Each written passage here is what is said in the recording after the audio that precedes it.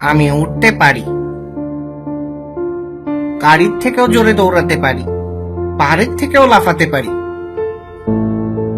After all it's Bollywood. আপনি নিশ্চয়ই ভাবতেছেন আমি কে, আর এই পাহাড়ি এলাকায় বা কি করতেছি। হ্যাঁ রে ভাই, আমি ইঞ্জিনিয়ার। বুঝি না কেন সবাই আমাকে একই কোয়েশ্চেন করে, তোমার যোগ্যতা কি?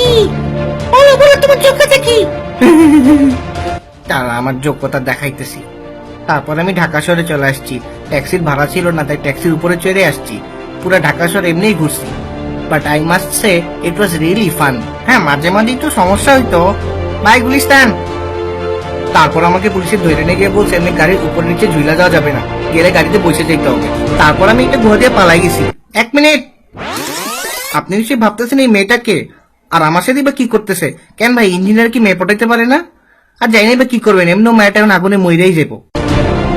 তারপর পুলিশের কথা মতো আমি গাড়ির ভিতরে বসে গেলাম। এ টাকলা যা বাইর হ। ও আমার গাড়ি। কিন্তু বেশি সুবিধা করতে না পারে আমি গাড়ি থেকে পড়ে গেলাম এবং বাঁচার জন্য ট্রায়াঙ্গেলের সামনে ধরে দিলাম। আপনি দেখতেই পারতেছেন ট্রায়াঙ্গেলের সামনে অংশ নিচু, উপরের অংশ উঁচু। দেখবেন এভাবে কিভাবে বাইচে যায় আমি। আগেই বলছি আমি ইঞ্জিনিয়ার। তোর যোগ্যতা কি? আতা মাঝি ছাটা কি? আমার যোগ্যতা কি? যোগ্যতা কি বলছিলাম ইঞ্জিনিয়ার। মা, বড় হয়ে তুমি কি হবা? ইঞ্জিনিয়ারিং করব।